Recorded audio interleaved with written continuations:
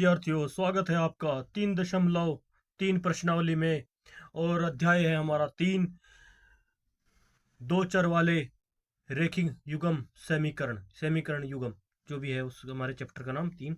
तो इसमें दूसरा सवाल है, निम्न समस्याओं में रेखिक समीकरणों के युग्म बनाइए और उनके हल यदि उनका अस्तित्व हो तो विलोपन विधि से, कौन सी विधि से? विलोपन विधि से हल ज्ञात कीजिए। अब जितने भी इसके भाग होंगे दूसरे सवाल के, उन सभी को हमें कौन सी विधि से हल करना है? विलोपन विधि से। मैंने ऑलरेडी आपको बताया था विलोपन विधि में क्या होता है।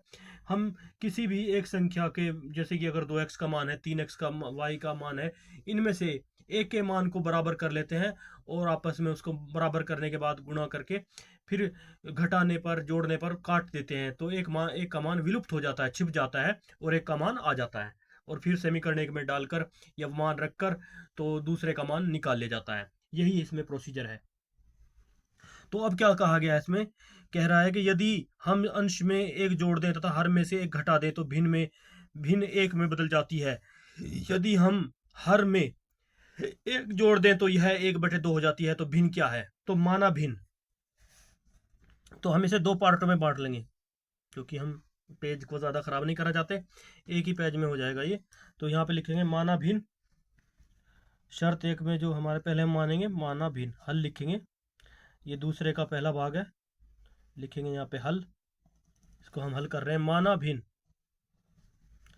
भिन्न क्या है हमारे पास? कोई भी संख्या जब x/y के रूप में लिखी होती है तो उसे भिन्न माना जाता है। और जो x/y के रूप में होती है, जो x ऊपर वाला होता है उसको अंश बोलते हैं और नीचे वाले को हर बोलते हैं। तो माना भिन्न x/y है, तो जिसमें x जो है अंश है और y जो है आपका हर है। तो समझ गए होंगे प्यारे विद्यार्थियों। तो इसके बाद क्या है? शर्त एक के अनुसार क्या कहता है? शर्त एक के अनुसार, शर्त एक से क्या कह रहा है कि यदि हम, इसमें बता दिया ना, यदि एक जोड़ दें तो, यदि समीकरण एक में जोड़ दें, यदि एक में जोड़ दें तथा हर में एक घटा दें तो भिन्न एक हो जाती है। यानी ये सब बता दिए यहाँ पे कि x में से क्या करना है, अंश में एक जोड़ दिया, हर में से एक घटा दिया, तो y क्या है? हर है, तो बराबर क्या हो जाती है? एक हो जाती है। और कोई भी संख्या 1/1 में होती है तो उसका नीचे एक ही होता है। तो इस प्रकार से ये बता रहा है यहाँ पे कि एक हो जाती है, तो 1/1 ही रखेंगे इसको, यहाँ पे एक है। तो इसके बाद हम क्या कर लेंगे? आर पार गुणा कर देंगे इसकी, आर पार गुणा करेंगे। तो आर पार गुणा करने पर क्या आएगा हमारे पास? एक से एक गुणा होगी तो है, बराबर आगे बढ़ाएंगे यहाँ पे, x+1, यहाँ पे लिख देंगे आर पार गुणा, ठीक है। तो इसके बाद x+1 बराबर क्या हो जाएगा यहाँ पे? y-1। तो अब क्या करेंगे? चर राशि को चर की तरफ कर लेंगे। तो क्या होगा? x इधर आ जाएगा तो यहाँ पे y जो है माइनस का हो जाएगा और ये उधर माइनस का माइनस हो जाएगा। तो क्या बराबर होगा में x - y बराबर -2। इसको हम समीकरण 1 मान लेंगे। क्या मान लेंगे? समीकरण 1। इसी प्रकार से क्या कह रहा है ये? x - 2 हमारे पास समीकरण 1 प्राप्त हो गई। इसी प्रकार से दूसरी शर्त के अनुसार अब लिखेंगे शर्त 2 के अनुसार। शर्त 2 से, शर्त 2 में क्या कहा? यहाँ तक तो हमारी पहली शर्त पूरी हो गई थी। यदि हम हर में एक जोड़ दें तो यह 1/2 हो जाती है, वो तो एक हो गई थी, बदल जाती है। यदि हम हर में एक जोड़ दें तो अब क्या हमारे पास? भिन्न x/y। और क्या कह रहा है? हर में एक जोड़ दें तो प्लस, हर में एक जोड़ने को बोल रहा है, तो एक जोड़ दिया तो बराबर क्या हो जाती है? 1/2 हो जाती है। तो इसका भी हम क्या करेंगे? कोरेस्पोंडेंस यानी आर पार गुणा कर देंगे। आर पार गुणा करने पर ये आ गया हमारे पास 2x, बढ़ाने पर आगे इधर क्या आया? 1 से गुणा होगी तो y+1 होगा। तो x बराबर क्या होगा?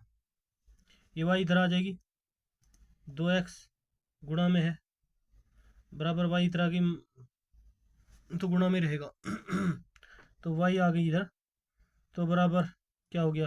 प्लस का 1 इधर हो गया। तो ये समीकरण हमारे पास 2 आ गए। अब प्यारे विद्यार्थियों, हमें क्या करना है? विलोपन विधि से हल करना है। क्यों? कौन सी विधि से? विलोपन विधि से। तो विलोपन विधि में क्या होता है हमारे पास?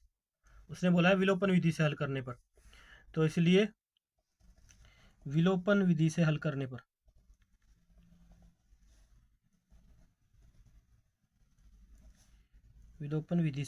पर तो हल करेंगे हम इसको। क्या होगा विलोपन विधि से? क्या है, जैसे कि हमारे पास दो समीकरण दी हुई हैं, x-2, ये समीकरण एक है हमारे पास, और x-2x-y, ये दोनों माइनस वन इसके हैं। तो हम क्या करेंगे, लिखेंगे समीकरण एक को दो से गुणा करने पर, समीकरण एक को 2 से गुणा करने पर लिखेंगे 2x माइनस 2y बराबर -4, और आगे क्या है हमारे पास 2x माइनस y बराबर 1 लिखेंगे घटाने पर। जब चिन्ह समान हो तो लिखते हैं घटाने पर मान आएगा। तो घटाने पर क्या है हमारे पास, ये माइनस हो जाएगा, ये माइनस का है, ये प्लस हो जाएगा, और यहाँ पे भी माइनस हो जाएगा, ये से कैंसिल, ये कट जाएगा। तो माइनस के 2 पर हैं, तो माइनस के y इधर आ गए हैं हमारे पास, और बराबर -5। तो माइनस से माइनस कट गया, तो y का मान आ गया हमारे पास 5। तो क्या करेंगे प्यारे विद्यार्थियों, समीकरण एक में y का मान रखने पर, समीकरण एक में y का मान रखने पर, समीकरण क्या है हमारे पास, x माइनस डायरेक्ट लिख देंगे 5 बराबर -2। तो x बराबर क्या होगा आगे बढ़ने पर, तो आगे बढ़ने पर हमारे पास x बराबर होगा -2 प्लस के उधर जाके पक्षांतर पर 5 प्लस के हो जाएंगे, तो x बराबर हो जाएगा हमारे पास +3। तो इस प्रकार से, इसलिए हमारे पास भिन्न जो प्राप्त होगी, इसलिए भिन्न जो होगी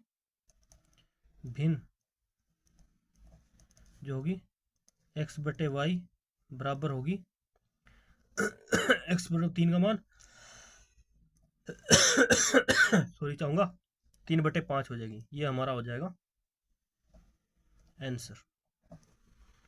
तो इसी प्रकार से हम नेक्स्ट सवाल हल करते हैं। अब दूसरे सवाल में क्या कहा गया है,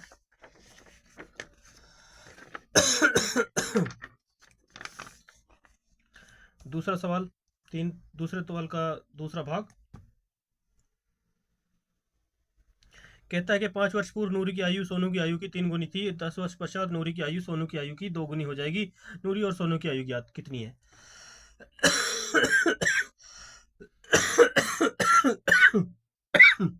सॉरी चाहूंगा खांसी के लिए। तो प्यारे विद्यार्थियों, सबसे पहले हम लिखेंगे यहाँ पे भी 2 भाग बना लेंगे, लिखेंगे हल। सबसे पहले मान लेंगे नूरी की आयु,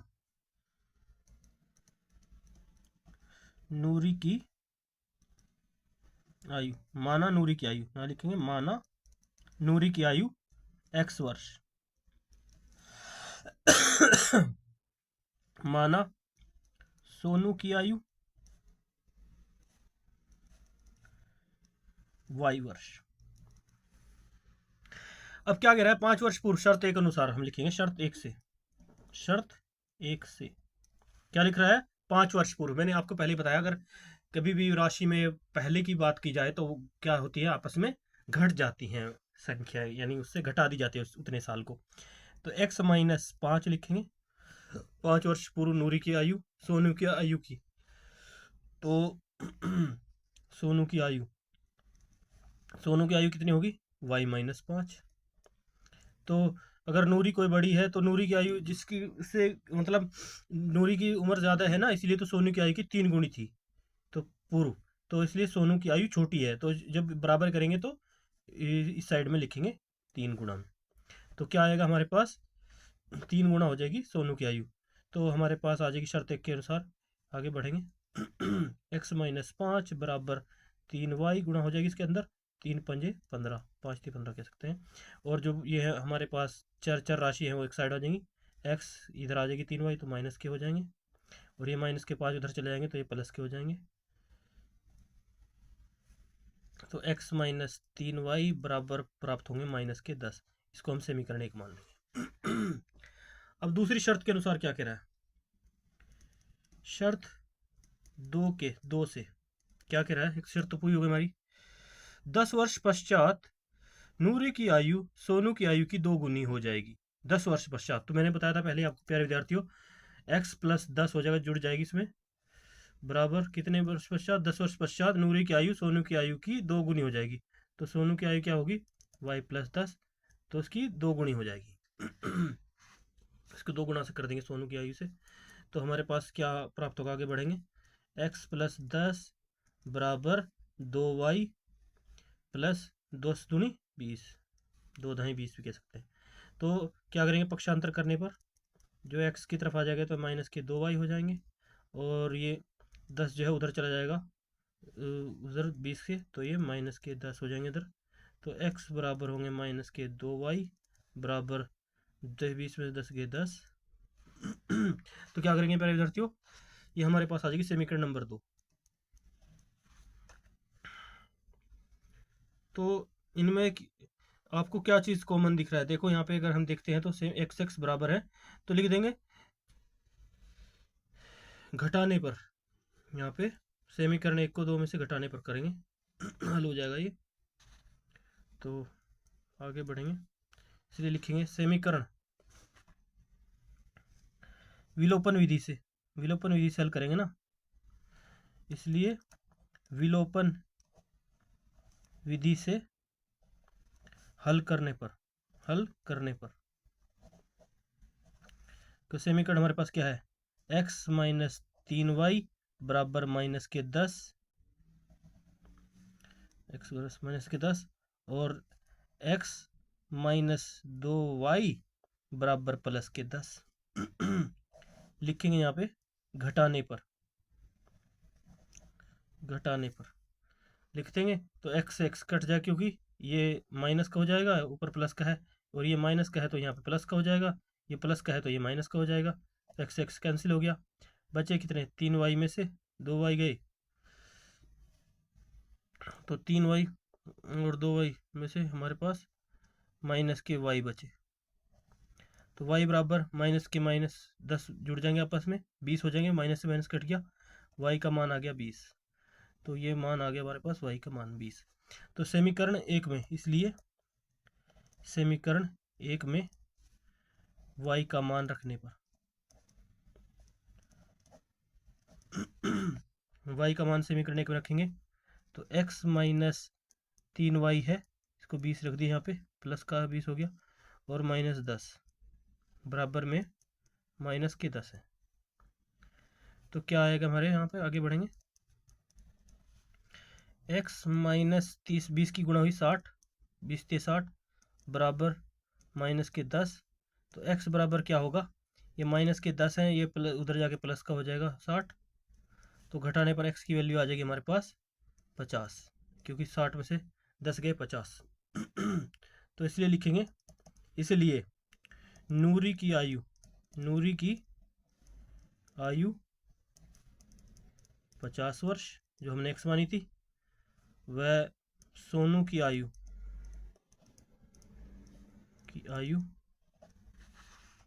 आयु लिखेंगे हमारे पास कितनी आई, 20 वर्ष। ये हमारे पास आ गया इसका उत्तर, आंसर। इसके बाद हम करते हैं दूसरे सवाल का तीसरा भाग।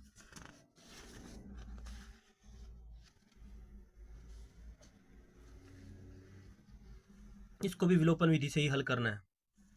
क्या कहता है इसमें, दो संख्याओं के अंकों का योग 9 है, और इस संख्या का 9 गुना संख्या के अंकों के पलटने से बनी संख्या का 2 गुना है। तो क्या करेंगे हम इसमें, लिखेंगे माना इकाई अंक, इसमें हमें इकाई दहाई का मानना पड़ेगा, क्योंकि इसमें संख्या बदल रही है, पलट रही है, तो इस तरह से इसमें हमें संख्याओं के मान जो है इकाई दहाई के हिसाब से भी देखने होंगे। इसलिए दो अंकों की संख्या मानी गई है, तो मानेंगे माना इकाई अंक क्या होगा संख्याओं में, क्योंकि संख्याएं इकाई और दहाई सैकड़ा हजार में होती हैं, तो इसलिए हम संख्याओं को यहाँ पे इस सवाल में लिखेंगे हल तीसरा भाग लिखेंगे हल। उसके बाद क्या लिखेंगे, माना संख्या में इकाई अंक, या लिखेंगे माना इकाई अंक, डायरेक्ट लिख देंगे इकाई अंक। हमने माना इकाई अंक x, इसलिए माना दहाई अंक, दहाई अंक भी हमने मान लिया y। तो हमारे पास संख्या प्राप्त होगी क्या, तो संख्या आएगी हमारे पास, तो संख्या, इसलिए हमारे पास संख्या क्या बन गई, संख्या बराबर हो जाएगी हमारे पास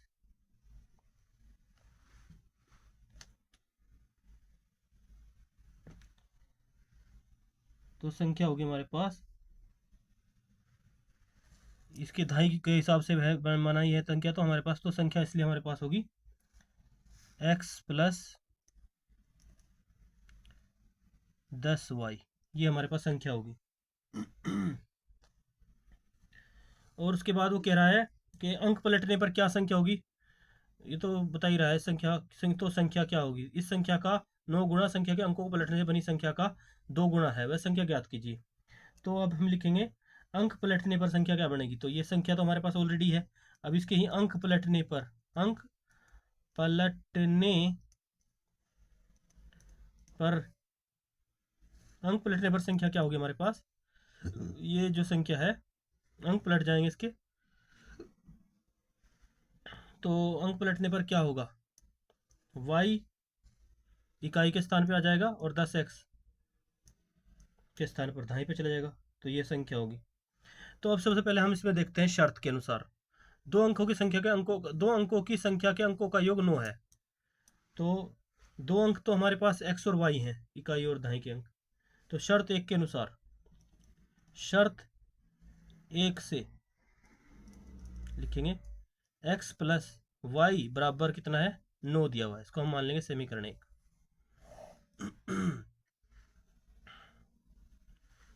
समीकरण एक मान लेंगे। और शर्त दो के अनुसार क्या दिया है, शर्त दो से,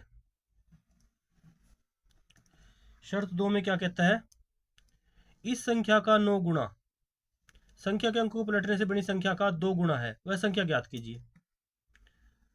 अब क्या बात कर रहा है ये संख्या, इस संख्या से तो बनी संख्या कह रहा क्या है कि इस संख्या का 9 गुणा, जो इनसे इकाई दहाई करके संख्या बनी है, वो क्या बनी हमारे पास, x प्लस 10y बराबर कितना कह रहा है उसका, ये अंक पलटने पर संख्या का, इस यानी जो संख्या है, जो संख्या आई हमारे पास, इस संख्या का 9 गुणा, यानी ये 9 गुणा में है, और जो 9 गुणा, इस संख्या का 9 गुणा संख्या के अंकों को पलटने से बनी संख्या का 2 गुणा है, तो 2 गुणा पर संख्या कौन सी, अंक पलटने पर y प्लस 10x ये है। तो क्या आएगी हमारे पास, हम इसको आगे हल कर लेंगे, यहाँ पे आगे बढ़ेंगे।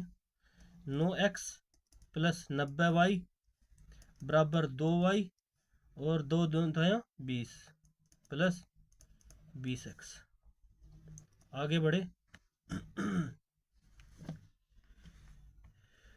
क्या होगा हमारे पास आगे हल करने पर, 9x इधर और ये 90y है, तो एक दूसरे को साथ में इधर ले आएंगे इनको सबको, तो आपस में घटा हो जाएंगे। 20x में से इधर आएंगे तो माइनस के हो जाएंगे, क्योंकि ये माइनस की इधर हो जाएंगे, तो देखते हैं भी, आगे बढ़ाते हैं। 9x प्लस 90y, पक्षांतर किया 2y माइनस 20x बराबर 0 ले लिया। तो क्या आ रहा है हमारे पास आगे बढ़ने पर,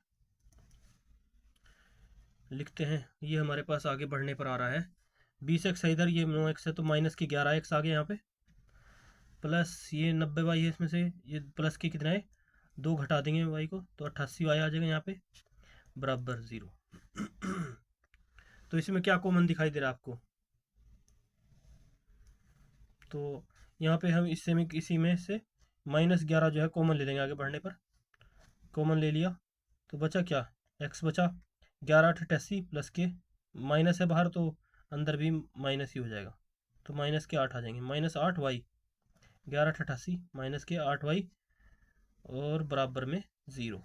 अब ये 11 बराबर से उधर चला जाएगा तो हमारे पास क्या होगा, x माइनस 8y बराबर, बढ़ने पर जब ये 0 के नीचे जाएगा तो 0 हो जाएगा। तो समीकरण 2 आ गई।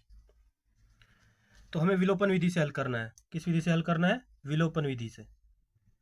तो वह संख्या ज्ञात करनी है, तो इसलिए विलोपन विधि से हल करने पर, विलोपन विधि से हल करेंगे। तो समीकरण क्या हमारे पास, लिखेंगे x प्लस वाई बराबर 9, आगे बढ़ेंगे बढ़ाने पर। दूसरी क्या है, x माइनस 8y बराबर 0, लिखेंगे यहाँ पे घटाने पर, क्योंकि अंक समान है तो घटाने पर लिखेंगे। तो ये माइनस हो जाएगा, क्यों प्लस है, ये प्लस माइनस का है तो प्लस हो जाएगा, यहाँ पे माइनस कर देंगे। x से x कैंसिल हो जाएगा, बचे कितने, 9y हो जाएंगे, क्योंकि y के साथ एक गुप्त होता है एक। तो 9y बराबर कितना आएगा, माइनस, ये प्लस का आएंगे तो साइड में ये भी 9 का 9, तो y बराबर आ गया हमारे पास, 9 से 9 कट जाएगा यहाँ पे, तो y बराबर 1 आएगा। y का मान 1 आ गया। तो प्यारे विद्यार्थियों क्या करेंगे हम, अब लिखेंगे समीकरण 1 में y का मान रखने पर। तो समीकरण 1 क्या है हमारे पास, समीकरण है हमारे पास x प्लस वाई बराबर कितना है, 1 रख देंगे यहाँ y का मान, और बराबर में 9। तो x बराबर क्या होगा, आगे बढ़ने पे x बराबर होगा, ये 9 है प्लस का इधर, ये 1 प्लस का है इधर, तो ये जाके उधर माइनस का 1 हो जाएगा। तो x बराबर कितना हो गया, 9 में से 1 गया तो हमारे पास ये प्राप्त हुआ 7। 9 में से 1 गया 8, सॉरी 8 होगा, 9 में से 1 गया 8। और जैसे कि उसने कहा है तो शर्त है तो संख्या, तो इसलिए संख्या क्या होगी हमारे पास, इसलिए संख्या जो हमने तो संख्या कही थी ना, तो x प्लस 10y मानी थी, तो इसलिए संख्या, तो इसमें तो संख्या हमारे पास होगी, इसलिए संख्या होगी हमारे पास x प्लस 10y। तो मान रख देंगे यहाँ पे, x का मान 8 है और प्लस 10y का मान 1 है। संख्या प्राप्त हो गई हमें मान रखने पर। तो इस प्रकार संख्या हमारे पास होगी 10 और 8 18, 8 प्लस 10, इसलिए 18 संख्या होगी हमारे पास। क्या होगी संख्या, 18। तो संख्या हमारे पास 18 प्राप्त हुई। तो इसमें इस सवाल में हमसे पूछा ही क्या गया था, तो संख्या ज्ञात की, वह संख्या ज्ञात कीजिए, तो वह 18 होगी, ये होगा हमारा आंसर। इसके बाद हम करते हैं नेक्स्ट सवाल, दूसरे भाग का तीसरा सवाल फिनिश हुआ। अब करते हैं दूसरे भाग का चौथा सवाल। तो इसमें क्या कह रहा है, मीना के पास 2000 रुपये निकालने के लिए, मीना रुपये 2000 निकालने के लिए बैंक गई। उसने खजांची से 50 तथा 100 रुपये के नोट देने के लिए कहा। मीना ने कुल 25 नोट प्राप्त किए। ज्ञात कीजिए कि उसने रुपये 50 और 100 के कितने कितने नोट प्राप्त किए।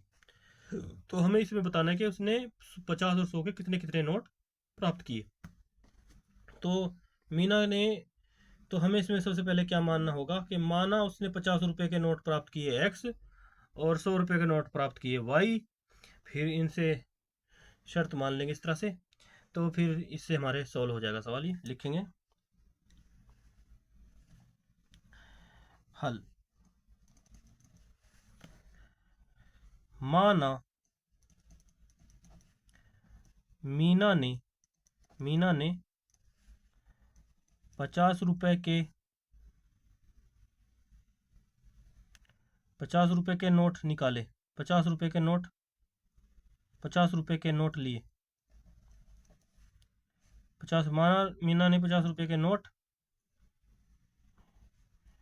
निकाले या नोट प्राप्त किए। बराबर x। माना मीना ने 100 रुपए के नोट प्राप्त किए बराबर y। तो शर्त एक के अनुसार क्या कह रहा है, शर्त एक से क्या कहता है, मीना ने रुपए 2000 निकालने के लिए बैंक गई, उसने खजांची से 50 रुपए तथा 100 के नोट देने के लिए कहा। मीना ने कुल 25 नोट प्राप्त किए। तो कितने नोट प्राप्त किए पहले समीकरण में हो गए, यहाँ पे ये हमारी पहली शर्त आ गई, x प्लस वाई बराबर 25। समीकरण एक मान लेंगे इसको। अब शर्त दो में क्या है, शर्त दो में कह रहा है कि मीना ने 2000 रुपए के नोट के लिए बैंक गई, उसने खजांची से 50 रुपए तथा 100 रुपए के नोट देने के लिए कहा। तो शर्त दो से क्या कह रहा है वो, कि 50 रुपए के कितने हो गए, अगर 50x की बात हो जाएगी तो 50x हो जाएंगे, और 100 रुपए की बात करी तो 100 प्लस 100 गुणा हो जाएगी y बराबर टोटल 2000 रुपए कितने हैं, 2000। समीकरण 2। तो अब क्या करना है, इसको विलोपन विधि से हल करने पर लिखेंगे, विलोपन विधि से हल करने पर, विधि से हल करने पर लिखेंगे समीकरण एक को 50 से गुणा करने पर,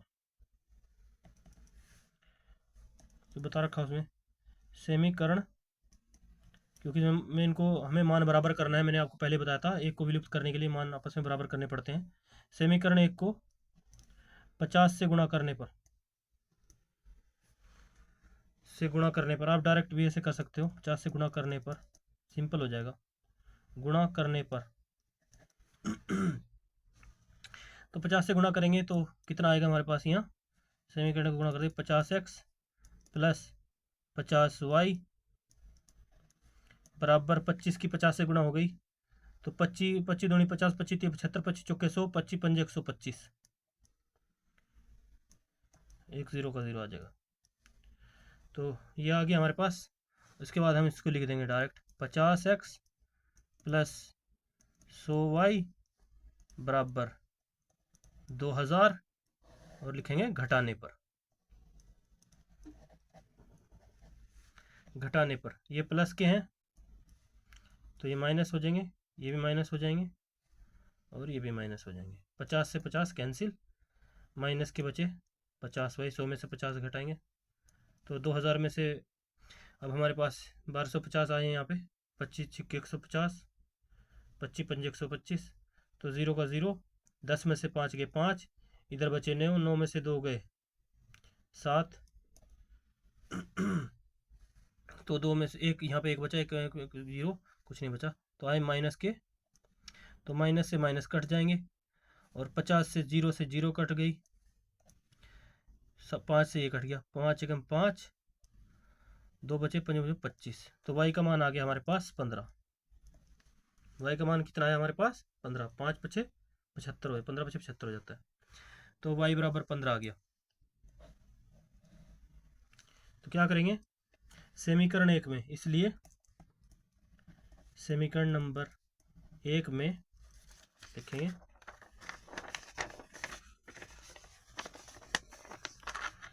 समीकरण नंबर एक में y का मान रखने पर,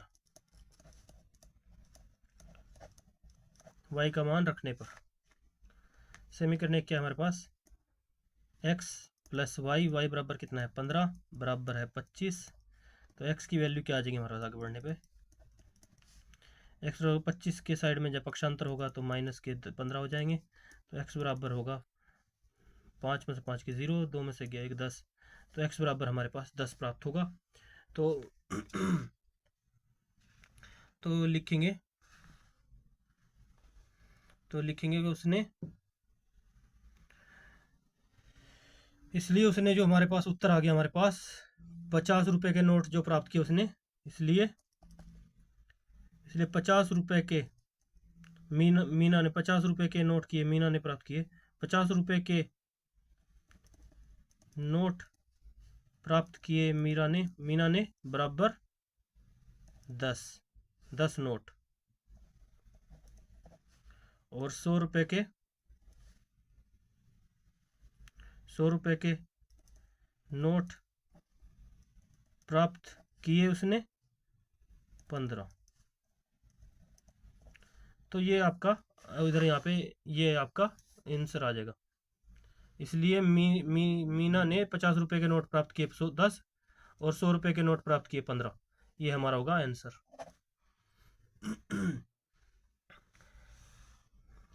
इसके बाद हम करते हैं नेक्स्ट सवाल। 30 मिनट की हमारी वीडियो हो चुकी है। इसके बाद 4 सवाल हमारे फिनिश हो गए। लास्ट सवाल बचा है हमारा, दूसरे का 5वां भाग।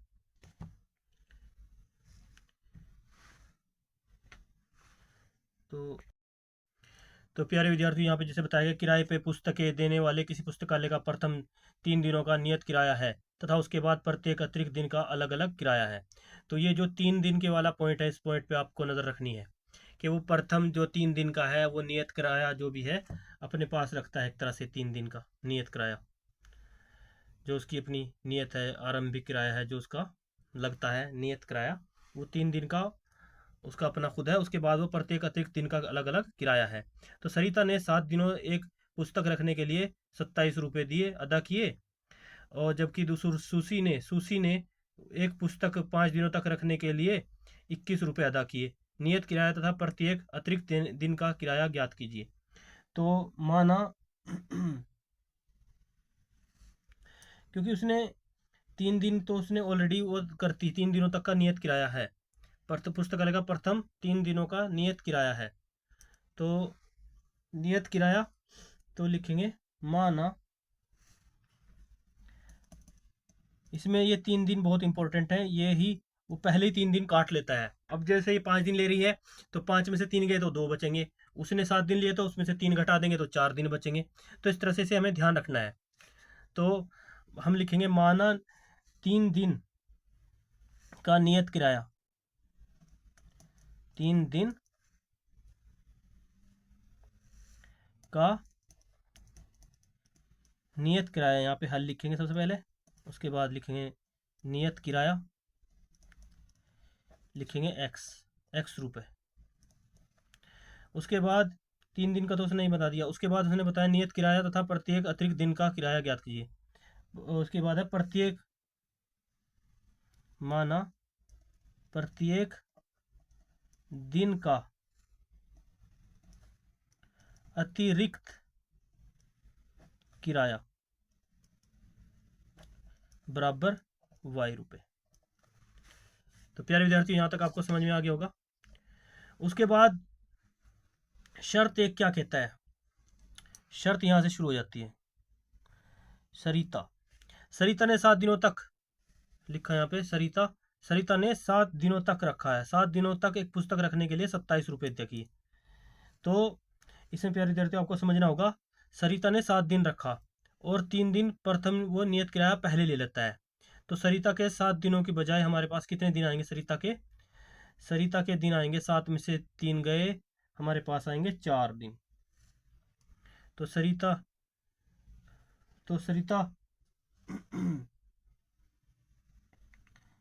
माना प्रत्येक अतिरिक्त दिन का किराया इतना हमने मान लिया, माना 3 दिन का नियत किराया x रुपये, सरिता हो चाहे वो हो, और अतिरिक्त किराया y रुपये मान लिया हमने। तो मेन पॉइंट इसमें क्या दिखा रहा है कि हमारे पास पहले पॉइंट में उसने कितने दिन की बात करी, वो हम कच्चे में कर लेते हैं यहाँ कागज़ में, कि सरिता ने कितने दिन रखा है। यहाँ पे सरिता की बात आ रही है। तो सरिता ने 7 दिन अपने पास रखा उस पुस्तक को, लेकिन उसमें 3 दिन तो आपके ऑलरेडी प्रथम 3 दिन तो जो है अलग, उसके बाद प्रत्येक अतिरिक्त किराया है, 3 दिनों तक का नियत किराया है और 7 दिनों के लिए रखा